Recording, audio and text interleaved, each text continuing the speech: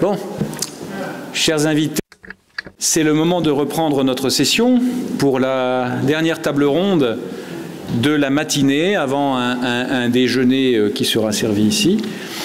L'extraterritorialité doit-elle et peut-elle être contenue? Alors la problématique de l'extraterritorialité est évidemment majeure dans les relations internationales actuelles et travailler sur ce sujet est à la fois passionnant mais aussi assez difficile. Et c'est évidemment sous la direction de deux experts que le centre de recherche a été conduit autour d'un titre. Je crois que le titre était parlant, évocateur, l'extraterritorialité. Et donc, ce sera très intéressant de vous entendre parler de cette recherche et des résultats de vos travaux. Merci beaucoup d'être là et de prendre le relais. C'est à vous.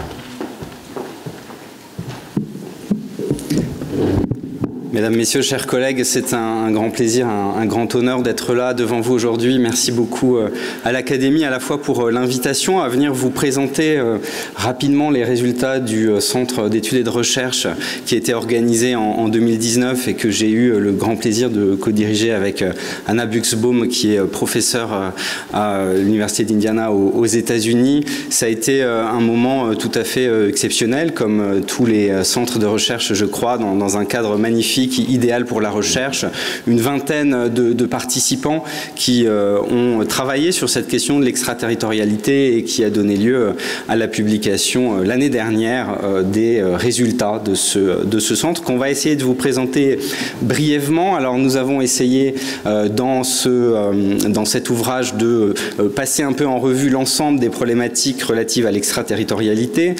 On a choisi aujourd'hui de vous présenter certaines problématiques en particulier. Anna et moi allons vous présenter un petit peu les résultats de ce centre, essayer de résumer un peu nos rapports introductifs respectifs en essayant de répondre à cette question de savoir si l'extraterritorialité doit et peut être contenue. Et puis nous aurons ensuite les présentations, et je les remercie beaucoup d'avoir accepté notre proposition de nous rejoindre aujourd'hui, de Farah Julie Yassine, qui est professeur à la Kuwait International Law School, et de Victor Stoica, qui est assistant professor en Roumanie à l'université de Bucarest. Pour ce qui me concerne, je vais donc essayer de répondre à cette question, de savoir si l'extraterritorialité peut ou doit et peut être contenue, au regard donc des travaux que nous avons menés et des conclusions auxquelles on peut aboutir. Alors je dois dire d'abord que je crois que ce n'est pas mon rôle de répondre à la première question. Je vais y revenir en conclusion pour laisser un petit peu de suspense à cette présentation. La question de savoir si l'extraterritorialité doit être contenue est une question en réalité, je crois, politique, peut-être même morale. Tout dépend de la perception que la société internationale a de l'extraterritorialité, a du rôle des États. L'extraterritorialité, on l'a exposé dans l'ouvrage, certains participants ont travaillé sur cette question, c'est en réalité un outil, c'est un outil qu'on pourrait dire de politique juridique extérieure, et la question de savoir si cet outil doit être utilisé ou non, la question de savoir si comment cet outil doit être utilisé est une question qui, je crois, n'est pas proprement juridique. En revanche, l'extraterritorialité peut-elle être contenue? Voilà une question juridique, puisqu'il s'agit en réalité de savoir si le droit international peut contenir l'extraterritorialité. Je vais parler ici de l'extraterritorialité comme la prétention qu'a un État d'appliquer son droit interne à des faits et ou à des personnes de nationalité étrangère ou survenant à l'étranger. On verra qu'il y a d'autres définitions de l'extraterritorialité, mais c'est sur cette définition que je vais me concentrer. On sait que les exemples sont nombreux et on sait que les exemples sont souvent très discutés. Et ce sont souvent, il faut le dire, des exemples qui viennent du droit américain. Ce sont les exemples les plus connus. Le Foreign Corrupt Practices Act, le Foreign Account Tax Compliance Act, le Cloud Act, le Rodchenkov Act. Mais on a des exemples aussi du côté européen avec le Règlement général sur la protection des données, par exemple, qui a aussi des prétentions extraterritoriales. Alors, est-ce que le droit international peut contenir l'extraterritorialité. Je crois qu'on peut dire, à l'issue des travaux de ce centre, que le droit international, en effet, peut contenir l'extraterritorialité, mais il ne peut contenir ce phénomène que dans une certaine mesure. Alors d'abord, le droit international contient en effet l'extraterritorialité, et ce à plusieurs égards qui ne font pas réellement débat. C'est d'abord le fait qu'un État, pour prétendre appliquer sa législation à certains faits ou à certaines personnes, doit se prévaloir d'un titre. Ça, c'est une question qui ne fait pas réellement débat. Et puis, les titres sont bien repérés, les deux principaux, titre territorial, titre personnel. Le droit international impose aussi une limitation primordiale, le fameux arrêt du Lotus. On ne peut pas, j'essaye régulièrement quand je parle d'extraterritorialité de ne pas parler de l'arrêt du Lotus, mais en réalité on est obligé d'en parler parce que c'est vraiment la référence incontournable. Cette limitation primordiale, c'est le fait qu'un État ne peut pas développer sa puissance exécutive sur le territoire d'un autre État. C'est une question qui n'est pas, là encore, réellement débattue. Et puis, dernier élément qui permet au droit international de contenir l'extraterritorialité, eh bien, c'est l'exigence d'un élément de rattachement. Il faut un élément de rattachement entre une situation ou une personne et l'un des titres que je viens d'évoquer. Cependant, le droit international ne contient l'extraterritorialité que dans une certaine mesure. Et pour le comprendre, je crois qu'il faut distinguer attentivement la question du titre de cette question des éléments de rattachement. Le titre, c'est une catégorie juridique. Comme je disais, elle est bien repérée, elle est bien admise, mais il faut, pour faire entrer des situations ou des biens dans ce titre, des éléments de rattachement. Et ces éléments de rattachement consistent en une opération de qualification juridique dont on ne peut pas dresser une liste. Il n'y a pas de liste des éléments de rattachement, tout simplement parce que c'est une opération de qualification juridique. Alors, il y a des éléments de rattachement qui ne font pas débat, la nationalité par exemple. Tout le monde est d'accord pour dire que le fait qu'une personne soit le national d'un État rattache cette personne à l'État au regard de son titre personnel, de même que la localisation d'un fait, la localisation d'une personne sur un territoire permet de rattacher cette situation ou cette personne au titre territorial de l'État. Mais lorsque l'on sort de ces hypothèses bien repérées, les difficultés se font jour et il est très compliqué de contenir l'extraterritorialité. C'est d'autant plus vrai dans un monde où les données numériques font partie de notre vie de tous les jours et aller localiser une donnée numérique. On peut discuter des heures et des heures sur la localisation d'une donnée, on n'arrivera pas à se mettre d'accord parce qu'il y a plusieurs interprétations possibles. Est-ce qu'on localise une donnée en fonction du fait qu'elle est sur un serveur qui est situé sur le territoire d'un État? Est-ce qu'on localise la donnée par le fait qu'elle est accessible depuis le territoire d'un État? Il n'y a pas de réponse objective à cette question. Même chose, toujours pour reprendre des exemples très classiques dans ce domaine, la question des transactions effectuées dans une monnaie, la question des transactions en dollars. Quand vous allez voir un petit peu la doctrine, quand vous allez lire un petit peu les experts, vous verrez que certains vont vous dire que toute transaction en dollars suppose une opération de compensation sur le territoire américain. Il y a donc un élément de rattachement avec le titre territorial américain, alors que d'autres vont vous dire que cette opération de compensation en réalité est totalement virtuelle et que l'élément de rattachement est extrêmement lâche et donc ne devrait pas pouvoir servir, fonder la prétention extraterritoriale d'un État. Alors, voilà un petit peu, alors vraiment très rapidement brosser les différents éléments pour essayer de répondre à cette question de savoir est-ce qu'on peut ou pas contenir l'extraterritorialité du point de vue du droit international. Je crois, après y avoir beaucoup réfléchi pour la rédaction du rapport introductif, le centre s'est tenu quelques mois avant le confinement, donc on a pu réfléchir sur l'extraterritorialité en étant dans le territoire rassurant, en général rassurant, de nos domiciles. Et la notion peut-être importante pour contenir l'extraterritorialité, je crois que c'est la notion d'opposabilité. En réalité, la prétention extraterritoriale ne sera opposable qu'aux États qui l'accepteront. Et en ce sens, plus la prétention extraterritoriale prendra en compte les intérêts des autres États, plus la prétention extraterritoriale prendra en compte des intérêts qui sont communs à ces différents États, plus cette prétention extraterritoriale sera acceptée. On le voit par exemple avec la compétence universelle, qui est généralement bien acceptée concernant certains crimes en particulier, alors qu'elle l'est moins dans certains autres cas. J'en reviens au FCPA ou au Redchenkov Act, cette loi américaine sur l'antidopage qui a été beaucoup critiquée par les instances sportives mondiales. In fine, on en revient finalement à la première question.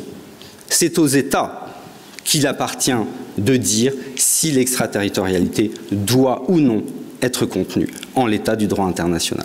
Je vous remercie.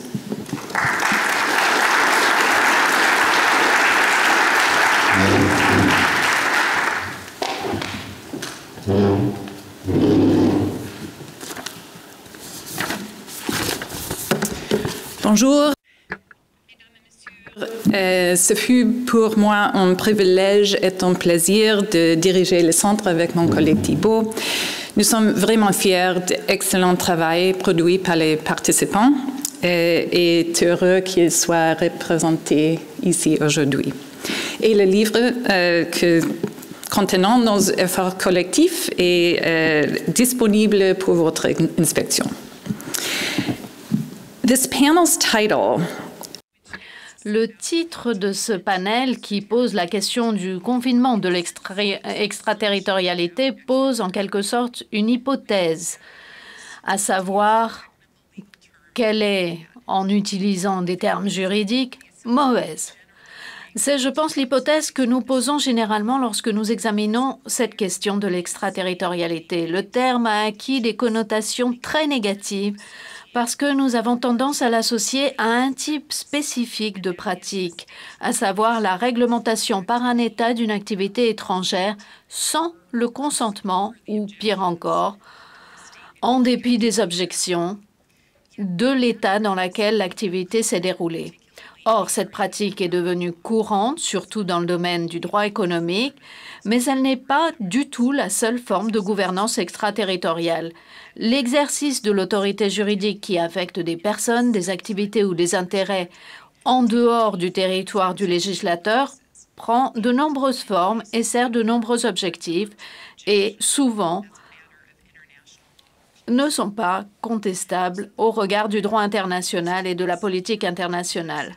Donc, mon rapport visait à explorer la complexité des pratiques extraterritorialité, je dis pratiques au pluriel, et d'évaluer les conséquences normatives de l'incroyable persistance du paradigme territorial dans le droit international. Dans le peu de temps qui m'est imparti aujourd'hui, je ne partagerai avec vous que quelques conclusions. Premièrement, l'application extraterritoriale du droit national afin de protéger ou de promouvoir les intérêts locaux, surtout dans le domaine de la réglementation économique, est devenue monnaie courante et ne devrait pas plus être considérée comme une exception aux règles juridictionnelles.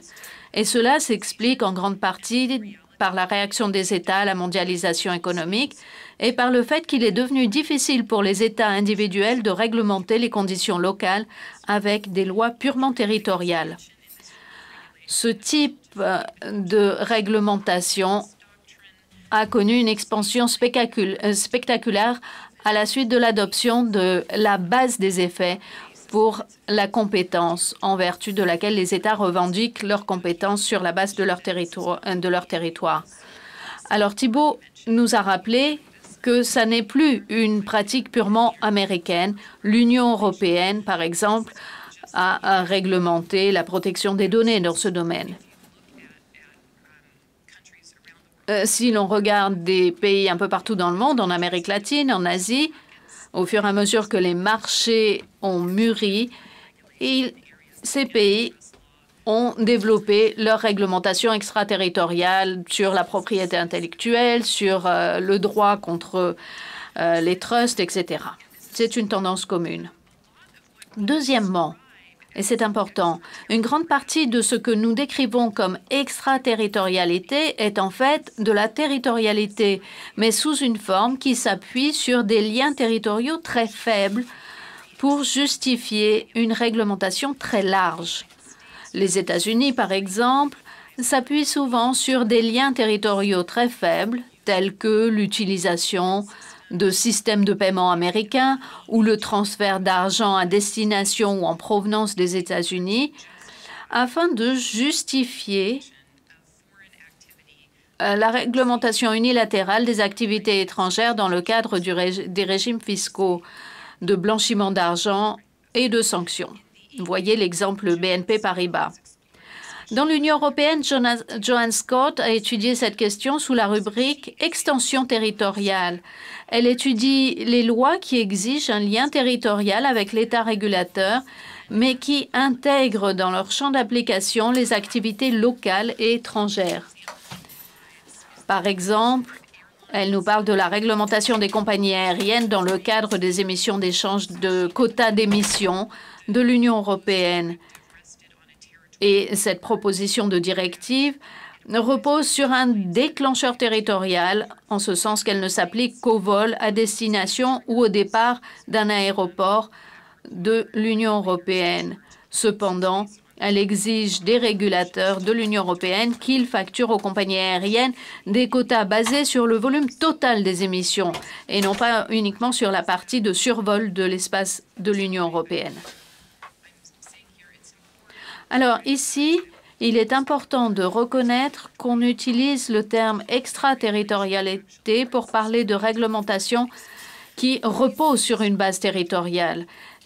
Et ceci est important car la doctrine dans ce domaine s'appuie fortement sur des faits géographiques, mais l'intérêt de qualifier quelque chose d'extraterritorial ne concerne pas l'espace physique dans lequel un espace agit. Il s'agit de parler de l'espace juridique dans lequel un État agit.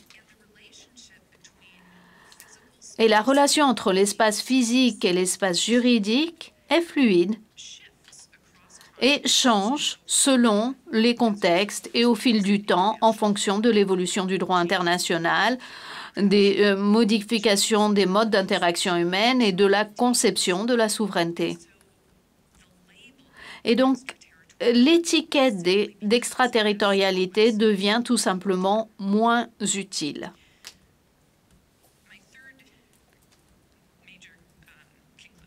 Ma troisième grande conclusion est que les États étendent de plus en plus la portée géographique de leurs lois, non pas pour protéger ou promouvoir leurs propres intérêts, mais pour faire avancer les intérêts internationaux. Cette tendance est particulièrement prononcée dans le domaine du droit pénal international où l'extraterritorialité a été, en quelque sorte, multilatéralisée. De nombreux traités portant sur les crimes internationaux les plus graves, notamment la torture, la disparition forcée, les actes de terrorisme, se sont tournés vers le droit pénal national comme outil pour renforcer la mise en œuvre. Donc, ces traités exigent des États membres qu'ils criminalisent certains délits dans leurs régimes nationaux et qu'ils poursuivent les auteurs de ces délits dans la mesure du possible en cas de violation. Et cela élargit le champ d'application du droit pénal de l'État concerné aux infractions commises en dehors de son territoire, en général sur la base de la nationalité de l'auteur du crime. On constate également une expansion notable des traités internationaux portant sur certaines formes de criminalité qui, de par leur nature, impliquent plusieurs États. Par exemple, la corruption, la criminalité organisée transfrontalière et, par définition, ce sont des crimes transnationaux et les traités demandent aux États membres d'élaborer leurs propres lois de façon à les appliquer de façon extraterritoriale. Ce mécanisme multilatéral affecte ou touche évidemment la dimension normative de l'extraterritorialité. Tant et si bien qu'on utilise l'extraterritorialité comme synonyme d'illégitimité. Mais lorsque cette extraterritorialité trouve sa base dans un traité, la situation est bien entendu différente. Enfin, les principes de droit international deviennent de moins en moins pertinents pour les États à l'heure de déterminer le champ d'application de leurs propres droits. En général, tout ce que fait le droit international à ce stade est de fixer un seuil très faible d'exigence d'un lien authentique entre l'activité en question et l'État législateur. Par conséquent, les mécanismes visant à contenir l'extraterritorialité tels qu'ils existent s'appuient davantage sur la courtoisie et sur les pratiques locales d'interprétation des lois plutôt que sur le droit international. Permettez-moi de conclure en soulignant une orientation future de l'extraterritorialité qui est un outil permettant de promouvoir les intérêts mondiaux ou de garantir les biens mondiaux. Une illustration est l'extraterritorialité unilatérale. L'Union européenne a utilisé ce type d'extraterritorialité pour lutter contre les changements climatiques. Et le régime des émissions est un exemple, et la directive sur la pollution causée par les navires est un autre exemple. L'Union européenne a été très directe, très honnête et a dit la communauté internationale avance trop lentement, donc nous allons agir. Nous allons utiliser notre propre législation de façon extraterritoriale pour avancer et protéger ce bien mondial. Le multilatéralisme est un autre exemple. Dans le domaine des entreprises et des droits de l'homme, les principes directeurs des Nations unies encouragent les États à réglementer les activités de leurs propres entreprises et de leurs filiales dans d'autres pays.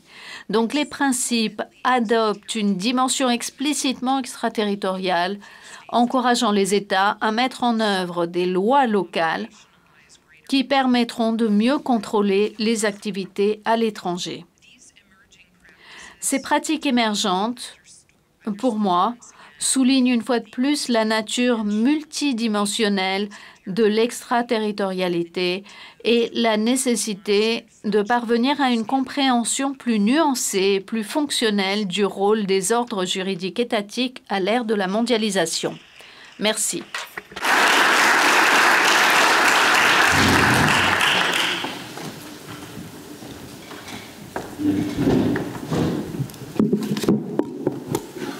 Bonjour, je suis vraiment très ravie d'être parmi vous aujourd'hui, de pouvoir participer au centenaire de l'Académie et de faire ma présentation, mon intervention aujourd'hui, qui a fait partie du livre du Centre d'études et de recherche de l'Académie de La Haye. Ce livre qui était aussi le fruit de nos travaux de recherche qui étaient poursuivis ici à l'Académie en 2019. Ma contribution se place plutôt dans le cadre des droits de l'homme. Donc, je vais bien entendu parler de l'extraterritorialité comme outil de protection des droits de l'homme. Professeur Boxbaum parlait que l'extraterritorialité pourrait servir d'outil pour sauvegarder des biens communs. Moi ici, je vais essayer de prouver comment l'extraterritorialité peut servir d'un outil pour promouvoir et même renforcer les droits de l'homme. Et puis, je vais tenter de répondre à cette question qui nous est proposée aujourd'hui, celle de savoir si l'extraterritorialité devait être contenue. Et moi, je voudrais bien ajouter aussi, en matière de droits de l'homme, est-ce que l'extraterritorialité doit être contenue? Peut-elle être contenue? Et est-ce que, au bout du compte, désirons-nous vraiment de la contenir en matière de droits de l'homme? Je vais essayer, pendant les quelques minutes qui me sont données, je vais essayer de répondre à ces questions. Donc, quelles sont les craintes exprimées par l'extraterritorialité en matière de droits de l'homme? Pourquoi on s'inquiète beaucoup à ce que l'extraterritorialité ne soit pas contenue? Disons que D'abord, les États ont argué que le fait d'imposer toutes ces obligations d'une façon extraterritoriale pourrait en fait les dissuader de participer à des opérations militaires. Et ceci pourrait mettre à mal certains systèmes, comme celui de l'OTAN par exemple. Plus encore, les États ne partagent pas les mêmes cultures, disons, juridiques par rapport aux obligations qui leur incombent. Par exemple, le Canada, les États-Unis participent souvent à des opérations militaires à l'extérieur, à l'étranger, avec des pays qui sont membres du Conseil de l'Europe. Donc, ces pays-là, bien sûr, ont des obligations sous la Convention européenne. Donc, cette divergence de culture juridique pourrait en fait avoir une influence sur l'interopérabilité entre ces États. Mais moi, je vais essayer de démontrer que, peu importe ces craintes, il est toujours très important de faire jouer l'extraterritorialité en matière de droits de l'homme. Pourquoi? Parce que, d'abord, il faut vraiment confirmer que l'extraterritorialité est admise et confirmée en matière de droits de l'homme. Pourquoi? Je ne vais pas me lancer dans l'analyse juridique que j'ai conduite dans mon article pour vous montrer tous les fondements juridiques, jurisprudentiels, mais je peux juste limiter cette analyse en disant qu'on est passé d'une territorialité, ou disons d'une présomption de territorialité, vers une certaine, que j'ai nommée, déterritorialisation de l'obligation en matière de droits de l'homme. Donc la présomption de l'article 29 de la Convention de Vienne était vite réversible par le plein jeu d'autres fondements juridiques, mais aussi jurisprudentiels. Donc il y a des instruments internationaux, mais aussi des instruments régionaux qui ont permis de consolider cette extraterritorialité en matière de droits de l'homme. Mais, comme professeur Fleury Graff a mentionné, il faut qu'il existe un certain lien de rattachement, un certain élément de rattachement. Alors, il n'y a pas vraiment une entente entre les différentes instances sur le lien requis. Certaines instances parlent de contrôle effectif, d'autres instances sont un peu plus flexibles en la matière, ils parlent de l'influence, ou même, il y a une certaine théorie qui a commencé un petit peu à s'imposer, celle de l'affectation.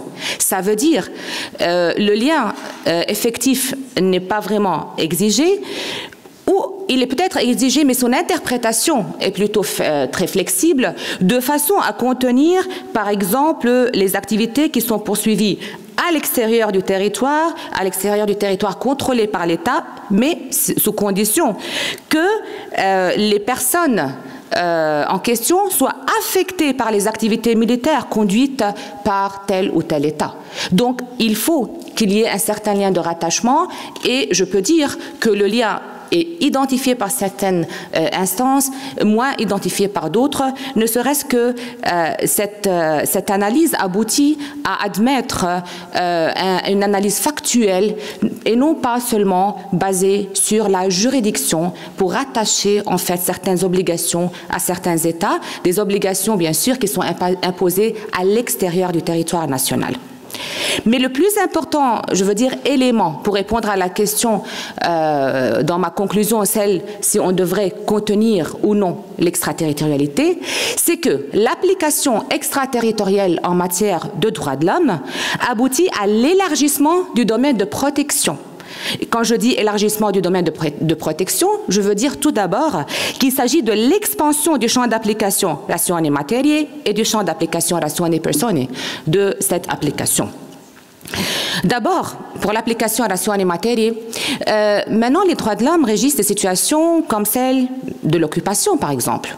On a vu dans l'affaire, disons, Skeni, qu'il y avait des obligations incombant au Royaume-Uni pour des faits qui étaient accomplis à Basra, qui est au sud de l'Irak, parce que le Royaume-Uni était une puissance occupante en Irak.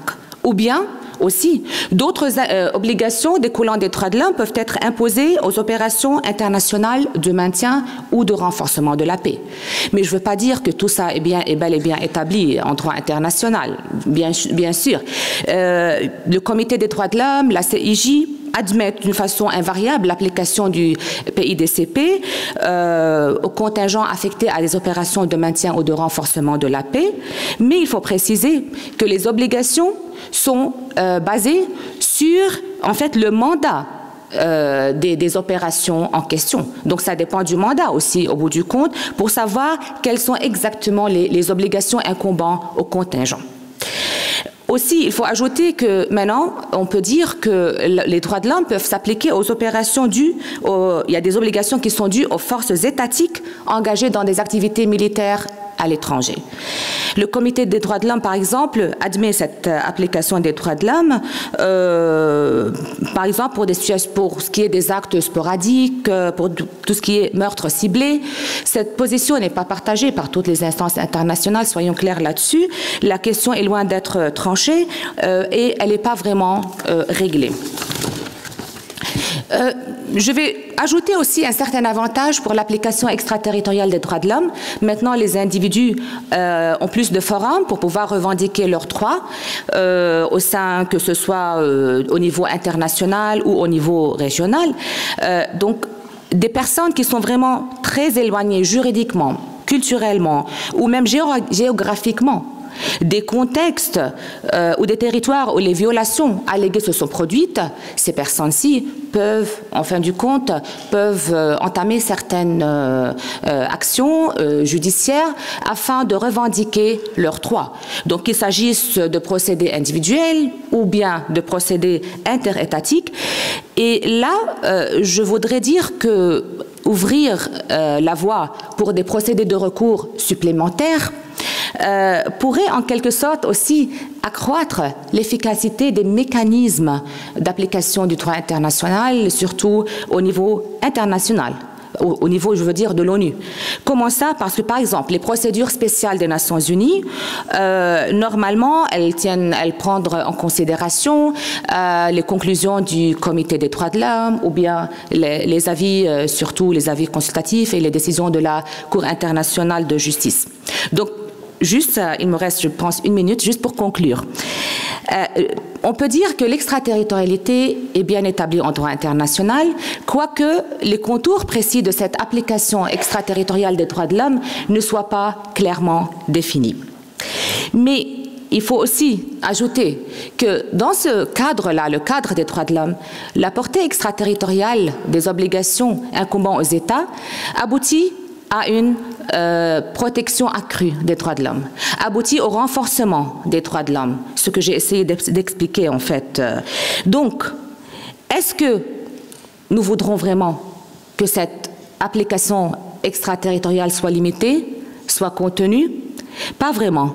Si vous me posez la question, je peux dire pas vraiment, parce qu'elle renforce et étend la protection des droits de l'homme, comme je l'ai répété plusieurs fois. Donc, c'est mieux de répondre aux questions juridiques qui sont suscitées par l'application extraterritoriale des droits de l'homme que d'en limiter la portée ou de limiter le contenu des obligations issues de cette extraterritorialité.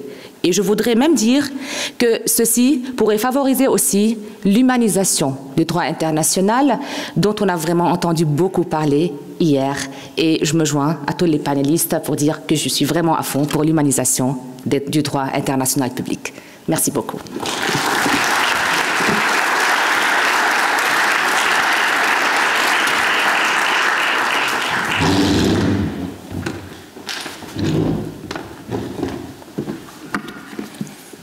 Excellencies, dear guests, dear colleagues, it is a pleasure to be here today. I would like to thank the Academy for inviting me. It is truly a great honor to avoir invité. C'est un grand bonheur que d'être parmi vous aujourd'hui, d'écouter ces exposés et discussions passionnantes. J'espère pouvoir y contribuer par les propos que je vais tenir sur l'application de l'extraterritorialité dans l'espace, cette fois. Ma contribution aux travaux du Centre en 2019 2019, c'était la cybersécurité. L'intitulé, c'était retracer la viabilité des normes juridictionnelles traditionnelles, le challenge défi que pose la cybersécurité. Tout à fait passionnant et intéressant pour moi, parce que le cyberespace, c'est, à mon sens, le meilleur représentant, meilleur exemple possible d'extraterritorial. On passe lorsqu'on parle de cyberespace, le territoire est un vain mot. C'est rare que ce terme soit applicable, alors que l'extraterritorialité devient la règle. Je voudrais essayer de voir avec vous si les normes juridictionnelles traditionnelles qui ont un ancrage territorial s'appliquent au cyberespace. Est-ce que l'application extraterritoriale des normes doit être considérée comme une règle, comme une norme? Et est-ce que cette règle est ou devrait être contenue? Tout d'abord, d'emblée, je pense qu'il est important de dire que le cyberespace, c'est quelque chose de très complexe comme domaine. Pensons à des activités, pensons aux acteurs, pensons à l'application du droit, qu'il soit international ou loi nationale. Toutes ces interactions, toutes ces tensions contribuent à renforcer encore la complexité du cyberespace et de tous ceux qui y mènent des activités. Il y a une telle diversité d'acteurs dans le cyberespace, public ou privé, qu'il est compliqué de faire le distinguo entre ces catégories. De dire, par exemple, en quoi les règles d'attribution s'appliquent à des actes commis ou des actions qui se situent dans le cyberespace. En termes d'activité, le cyberespace est un ensemble complexe parce qu'il le devient de plus en plus. D'ailleurs, les activités qui y sont faites dans le cyberespace par être simplement des crimes, des cybercrimes, mais vous avez d'autres activités qui peuvent amener des secteurs industriels entiers à s'éteindre ou à fermer la porte. Le concept de cyberattaque, de cyberdéfense. Les activités du cyberespace sont souvent susceptibles de déclencher des actes de guerre où elles sont considérées comme équivalentes, attentats ou attaques. L'application du droit international, on sait que clairement, il prend en compte le cyberespace au début des années 90. Il y a eu un certain nombre d'activistes militants qui disaient que le cyberespace ne devait être régi par personne, qu'il n'y avait pas de règles applicables dans le cyberespace, aucune activité ne peut être revendiquée par un gouvernement. Alors on sait que maintenant il y a des règles, des règlements qui sont d'ores et déjà applicables dans le cyberespace. Encore faut-il calibrer ces règlements, combler certaines lacunes que l'on trouve encore dans les règlements actuels. 3 points que je voudrais couvrir, parce qu'il va y avoir des incidences sur le droit national et international de cyberespace. Tout d'abord, la possibilité, ou plutôt l'impossibilité de localiser les acteurs et les actes, les actions. Deuxièmement, le besoin de légiférer, ou du moins de calibrer les normes existantes. Et troisièmement, l'aspect territorial. Territorialité ou extraterritorialité des normes existantes. Permettez-moi de passer à l'extraterritorialité en tant que telle. Ce que j'ai étudié dans le chapitre de mon travail, c'est que est-ce que les critères d'extraterritorialité traditionnels sont applicables au cyberespace? Les États, bien sûr, peuvent toujours invoquer ces mêmes principes, mais comme je l'ai dit plus haut, encore faut-il qu'il soit justement calibré. Le cyberespace, on peut constater que l'extraterritorialité devient la règle plutôt que l'exception. La territorialité subjective, qui veut dire que l'État où l'acteur a son comportement, a le pouvoir normatif d'imposer ce comportement. Les activités qui se déroulent dans le cyberespace sont donc difficiles à cerner, très difficiles de trouver qui est l'auteur. En général, l'auteur a une présence virtuelle dans l'espace. On parle d'identité volatile, on ne parle plus d'identité physique. Et dans ce domaine virtuel, il est très difficile de repérer exactement où se trouve l'auteur.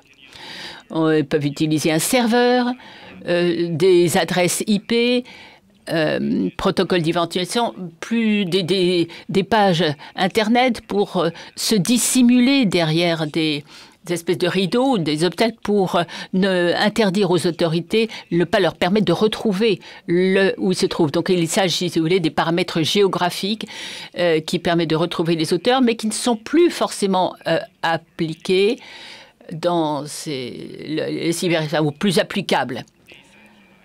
Les paramètres d'identification des auteurs sont plutôt utiles pour repérer, les localiser, plutôt que pour les sanctionner ou de leur appliquer la loi.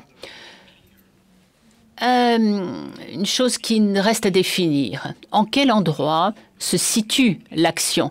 Alors, il est difficile, je l'ai dit, de trouver les auteurs, mais il est également, ou encore plus difficile, de détecter les effets de ces actes. La terrorisation subjective, en général, on considère que c'est ça qui est la règle, mais dans le cyberespace, ce n'est pas forcément le cas. J'explique. Est-ce que l'extraterritorialité objective est applicable dans le cyberespace? Vous avez la doctrine des effets qui, effectivement, peut être d'application générale. Elle est également au cyberespace, ce principe. La doctrine des effets ou le principe des effets, qu'est-ce que c'est? Qui dit, entre autres, que les actes, c'est applicable lorsque les actes sont commis en dehors du territoire de l'effet, etc. Mais les effets des activistes se situent, eux, à l'intérieur, sur le territoire du fort. Dans le cyberespace, puisqu'il n'y a pas forcément de territoire physique, donc difficile de localiser précisément les effets de telle ou telle activité. Par exemple, s'il s'agit d'un virus qui est se propage sur le territoire d'un État et qui a possibilité de se disperser au-delà de son territoire, comment pouvez-vous savoir précisément où ces effets seront ressentis? Où vont se manifester? Alors, il y a un danger. Si on applique la doctrine des effets, on risque de se retrouver dans une vague de demandes et de plaintes à propos d'un seul et même incident, des affirmations de compétences multipliées ou démultipliées, alors qu'il y a un seul auteur et une seule activité. Alors, voilà, le critère des effets n'est pas forcément applicable au cyberespace en tant que tel. Toujours est-il qu'il y a ce critère des effets peut être aménagé, le test protectif, le test de ciblage. Le ciblage, si vous voulez, c'est un voie médiane entre le territoire objectif et subjectif. Le critère de la cible consiste à aller chercher à voir si l'auteur avait l'intention de viser tel ou tel territoire. Le territoire où viser une victime est bien précise. C'est plus aisément applicable au cyberespace, mais le problème, c'est que on ne va pas sonder l'intention de l'auteur. L'intention de l'auteur, elle est quasiment impossible à établir, ou pas impossible, mais enfin très difficile d'arriver à décerner par quoi il était motivé, l'auteur de l'acte. Et ensuite, le pratique de protection, qui est un ajustement de la doctrine des effets, une modalité de principe des effets. Il s'agit de protéger les intérêts vitaux de l'État, les intérêts essentiels de l'État. Autre erreur, autre difficulté, est-ce qu'il est possible de définir objectivement l'intérêt objectif d'un État? Est-ce qu'un État qui exerce sa compétence à l'extérieur a-t-il le pouvoir de décider quels sont ses intérêts essentiels ou pas? Alors, ces deux critères, la localisation et le ciblage, finalement, s'appliquent plutôt à l'extraterritorial dans l'espace-espace plutôt que la doctrine des effets classique. Alors, venons-en à la compétence d'exécution. Là, c'est assez compliqué, encore plus compliqué, dirais-je, parce que ça a pu avoir des conséquences assez inédites dans le cyberespace. Je vais me concentrer sur 2 points, la légitime défense active et la légitime défense passive. Alors, pour ce qui est de la passive, en général, elle est de nature territoriale, alors que la légitime défense active est souvent extraterritoriale. Commençons par la légitime défense passive. C'est le mécanisme de cyberdéfense traditionnel qui vise à protéger l'environnement de toute attaque. Elle est autonome et elle sert d'écran, si vous voulez, pour se protéger d'attaques ou d'attentats éventuels venus de l'extérieur du territoire de l'État concerné. Le problème avec ce concept, c'est que cela encourage des persistances des attaques ou des récidives qui pourraient pénétrer dans le système. En fait, c'est une espèce de compétition entre les auteurs d'attaques et les entités qui cherchent, elles, à se défendre contre des attaques qui seraient issues des progrès de la technologie. C'est pour ça que la cyberdéfense massive, territoriale de par sa nature, c'est la règle. Mais il arrive de temps à autre que la légitime défense active soit nécessaire. Important de faire la différence entre les actes offensifs. La légitime défense active, c'est pas une attaque. La légitime défense active, ça veut dire que l'État qui est à l'auteur de cette activité s'efforce de repérer des risques qui sont situés en dehors de son propre territoire. Identifier les risques situés à l'extérieur de là pose toujours le risque de violer le droit international, les principes de non-intervention ou en l'absence de consentement. S'il y a consentement, ça ne marche pas. Pour conclure cet exposé, l'acception actuelle du droit international et national tel qu'il s'applique au cyberespace fonctionne par analogie.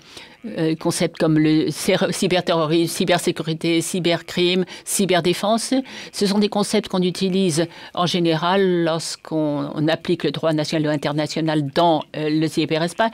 Le critère de l'extraterritorialité s'applique lui aussi dans le cyberespace par analogie. Je reviens à la question sur laquelle a travaillé notre panel. Compte tenu du fait, et c'est ma conclusion, que l'extraterritorialité dans un espace qui n'a pas de territoire est la règle et non pas l'exception, la réponse à cette question est oui. Est-ce que l'extraterritorial doit être contenu, confiné dans le cyberespace? La réponse est oui. On constate d'ores et déjà que le principe de protection, le principe de ciblage constituent des variantes, des ajustements sur le principe actuellement en jeu. Il s'agit de contenir l'application extraterritoriale dans les cyberespaces. Question suivante, est-il possible de les contenir au sens de contain? Là aussi, la réponse est oui, parce que le cyberespace, c'est un domaine qui se caractérise par des tensions. Et je trouve tout à fait passionnant les exposés qui ont été faits hier, en particulier vu dans l'angle qui est le mien. L'espace physique, il est à la fois physique et virtuel. Il est à la fois privé et public. Le cyberespace est à la fois humain et artificiel. Le cyberespace est territorial et extraterritorial à la fois. Autant de tensions et qui donne naissance à la nécessité d'un calibrage. Est-ce qu'il doit exister des normes? Est-ce qu'il faut en envisager de nouvelles normes Est-ce qu'il faut prévoir un cadre? Faut-il encadrer le droit international de façon à mieux protéger les intérêts des différentes parties prenantes? Encore une minute pour conclure. Le fait qu'il y ait une pluralité de parties prenantes est à prendre en compte parce que c'est essentiel au bon calibrage du droit national et du droit international et pour pouvoir créer de nouvelles normes applicables au cyberespace. Les États, les ONG sont impliqués dans ce processus. Est-ce que d'autres entités, que ce soit des individus, des ONG, ne devraient pas être impliquées plus avant dans ce processus, cette adaptation du cadre en place? Je pense que lorsqu'on discute de l'accès du cyberespace, il faut tenir compte de la multiplicité des parties prenantes. C'est ça qui doit être à la base de ce nouveau cadre qui permettra de remédier au fait qu'il y a de plus en plus d'activités illicites dans le cyberespace. Je vous remercie de votre attention. Thank you so much. I know that... Merci beaucoup. Je sais que nous sommes maintenant l'obstacle sur le chemin du déjeuner, mais on va quand même consacrer quelques questions que vous auriez éventuellement dans la salle. Je vois des mains se lever.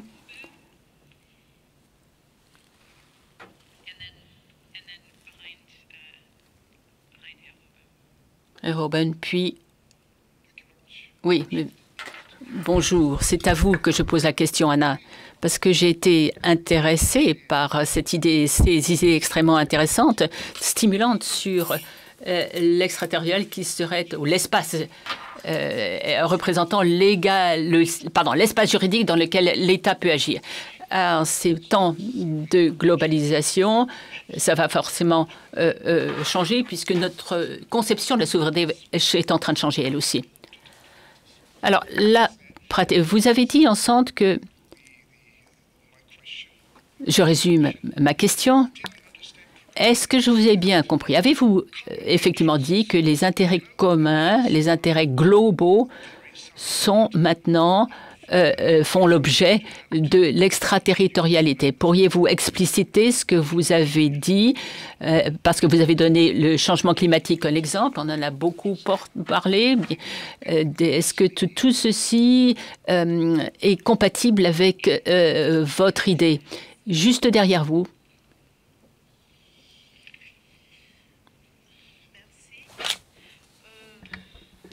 Ma question est relative à la notion d'extraterritorialité. J'aimerais savoir quelles sont les garanties que le droit international offre pour l'application générale impersonnelle de ces concepts que vous semblez magnifier tels que la déshumanisation du droit international ou alors le concept d'extraterritorialité, lorsqu'on sait que l'égalité et la souveraineté des États s'avèrent plus une vue de l'esprit qu'une réalité, et si l'on se fie à l'importance de certains États sur la scène internationale et des clauses, par exemple, d'interdiction de certains États dans l'engagement de la responsabilité pénale de leurs nationaux. Les États ont-ils donc la capacité et la possibilité d'assurer le principe de la réciprocité cher aux relations internationales? Autrement dit, la notion d'extraterritorialité ou déshumanisation du droit international ne serait-elle pas des notions dangereuses à la souveraineté des États? Merci.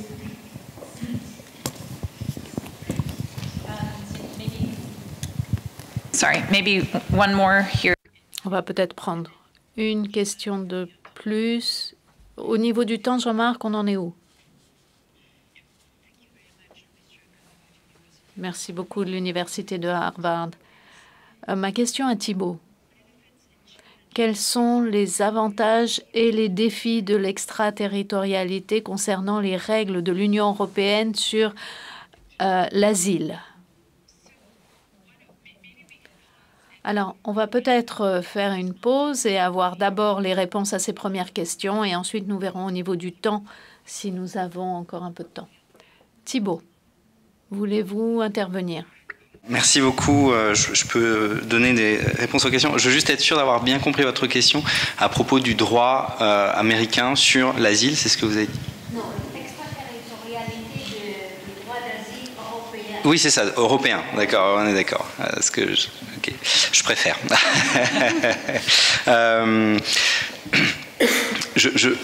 Bon, je ne suis pas certain, en réalité, que par rapport au droit d'asile européen, on puisse vraiment parler d'extraterritorialité. C'est surtout beaucoup d'externalisation, en réalité. C'est-à-dire que la politique principale consiste à transférer à d'autres États la charge de réaliser les contrôles. Et en réalité, et ça fait un peu écho à ce que disait Madame Yacine, les États européens tendent plutôt à éviter d'appliquer leurs droits pour éviter que les personnes arrivent sur leur propre territoire. Et je trouve que la question de l'extraterritorialité concernant l'Union européenne se pose davantage sous l'angle qui a été évoqué sur les droits de l'homme, par exemple avec les opérations de Frontex, ou dans les quelques hypothèses où il y a des agents, soit des États membres, soit de l'UE, qui font de l'éligibilité à la demande d'asile sur des territoires tiers. Dans ce cas-là, on a une dilution de la responsabilité dans le respect des droits de l'homme qui est très difficile à contenir, enfin à identifier, je veux dire mieux. Voilà. So let me. Alors j'aimerais dire une ou deux choses qui répondent pour répondre aux deux premières questions. Herr Huber, lorsque vous demandez si aujourd'hui l'extraterritorialité est un outil pour couvrir les défis communs alors qu'avant c'était différent, en fait, je ne vois pas une téléologie aussi claire concernant l'extraterritorialité. Moi, je crois que l'extraterritorialité est simplement un cadre que nous utilisons et qu'on a toujours utilisé pour porter sur des questions d'autorité des États dans le contexte prévalant du droit international et de la souveraineté. Donc, si on étudie l'évolution du concept d'extraterritorialité dès le début, on l'a utilisé pour exclure la capacité des États à réglementer le comportement des ambassadeurs dans leurs frontières. On a dit non, non. L'ambassadeur n'est pas physiquement présent dans l'État hôte. On va considérer qu'il reste présent dans leur État d'origine.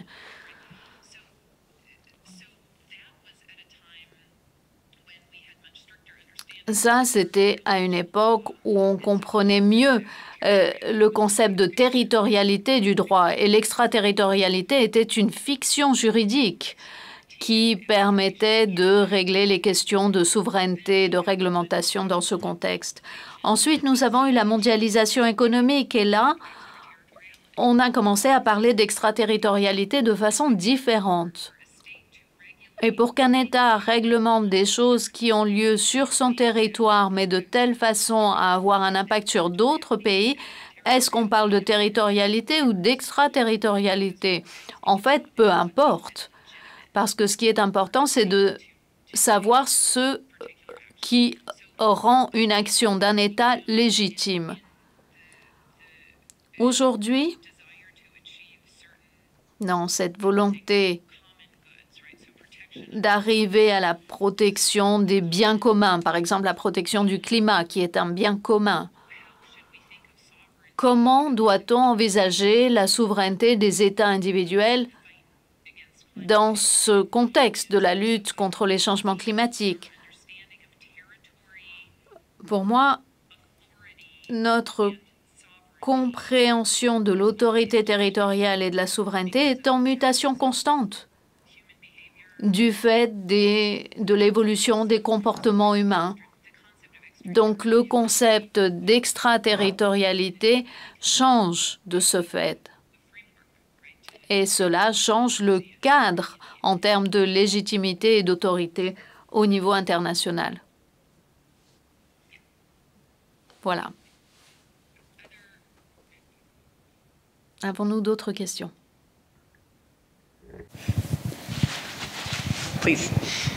Thank you very much. Merci beaucoup. Je m'appelle Eulalia Petit de l'Université de Séville en Espagne. Et j'aimerais poser une question à Madame Yacine.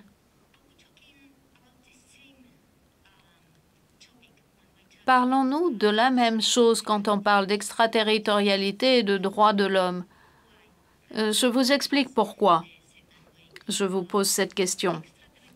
L'extraterritorialité, traditionnellement, est considérée comme l'expansion du pouvoir de l'État en termes de législation ou de compétences ou de ressorts. Et en général, c'est à la discrétion de l'État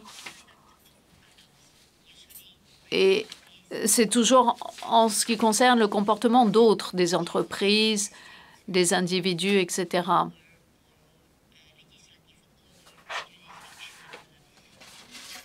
Mais quand on parle d'extraterritorialité des obligations en matière de droits de l'homme, nous parlons d'obligations extraterritoriales et non pas de droits. Et deuxièmement, ça n'a pas été décidé ni consenti par les États parce que ce sont des règles qui se sont développées par la jurisprudence, alors qu'elles ne sont pas prévues par les traités. Alors, je ne suis pas contre. Il n'est pas question d'être pour ou contre l'extraterritorialité en matière de droits de l'homme. Mais c'est un phénomène qui, d'un point de vue juridique, est totalement différent. Puisqu'on l'impose sur les États alors que l'extraterritorialité traditionnelle était facultative en quelque sorte et évoluait, ça dépendait de la période, du contexte, etc. Donc c'est quelque chose de très différent à mon sens. Qu'en pensez-vous? On va prendre une autre question et on conclut. Oh, so, yeah.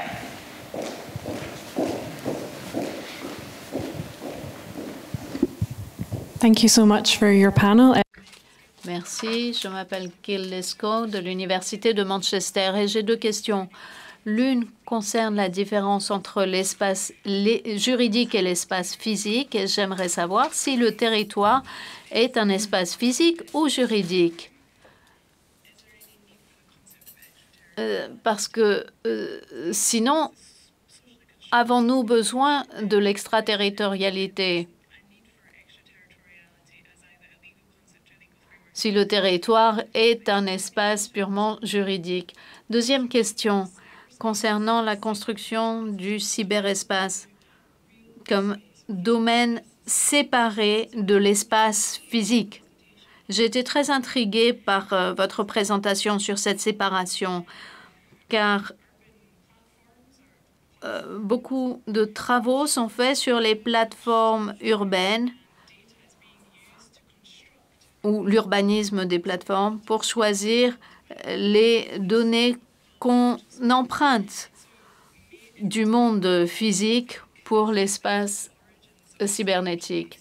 Et donc, j'aimerais savoir cet espace cybernétique qui était considéré initialement comme un espace qu'on ne pouvait pas gouverner.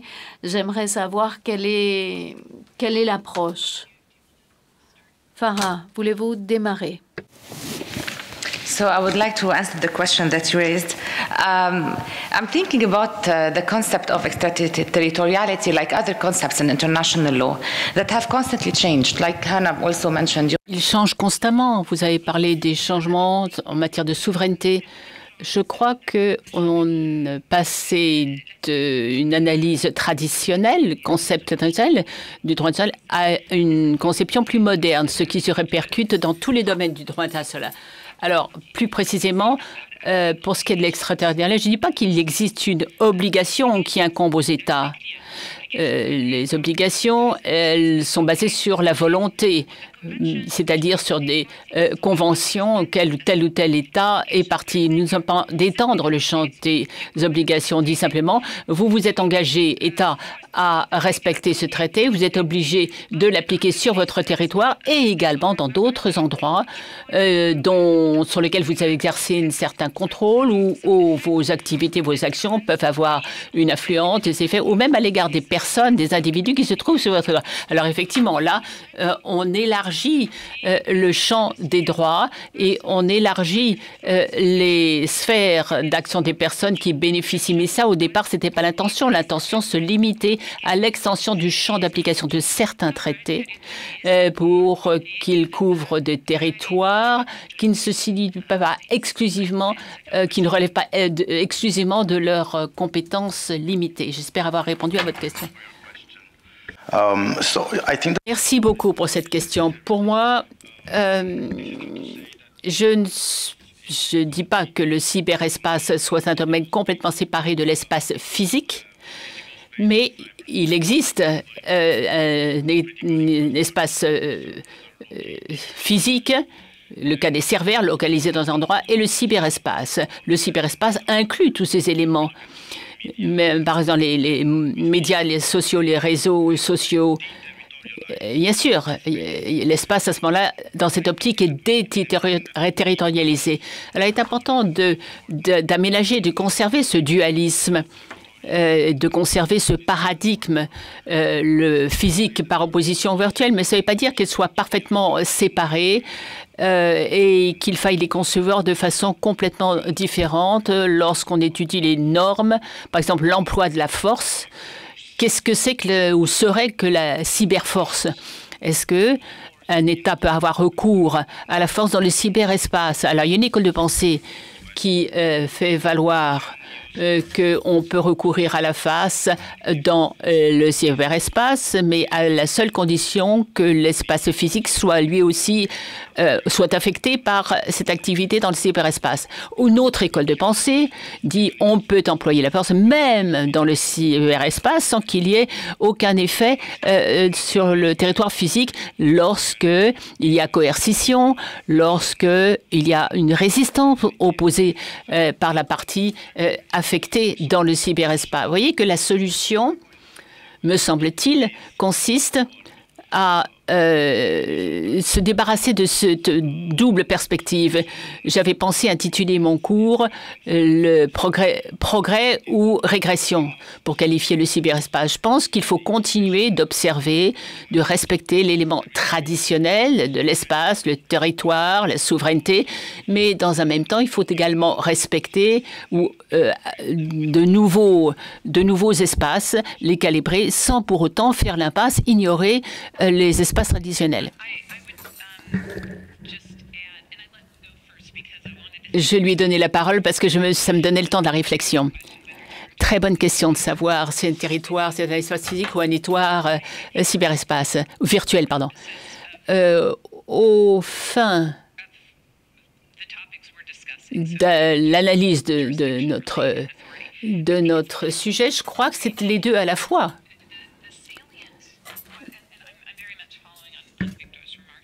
Je fais suite à ce qu'a dit Remarque. Est-ce qu'il reste un lien entre l'espace physique et la souveraineté?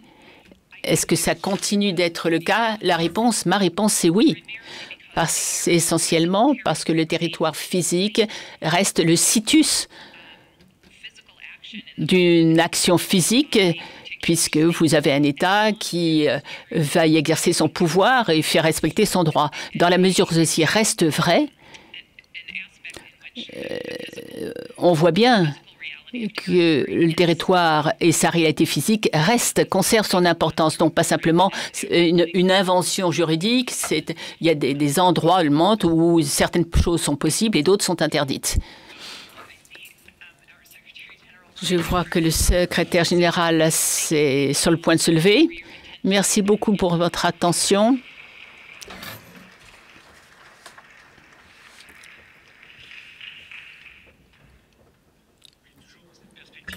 Du droit international et de l'Académie de droit international, ça serait déshumanisant de vous obliger à déjeuner trop rapidement.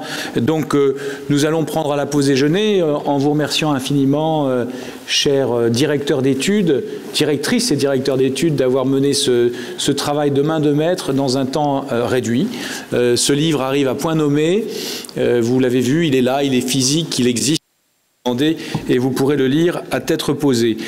Nous reprenons ici à 14 heures précises. Cet après-midi, nous n'avons pratiquement pas de marge de manœuvre pour des raisons techniques, sauf que je propose que cet après-midi, nous abandonnions le rapport sur les sessions 5 et 6, vous trouvez ça dans le programme, ce qui permettra d'allonger, s'il le souhaite, chaque table ronde de 10 minutes.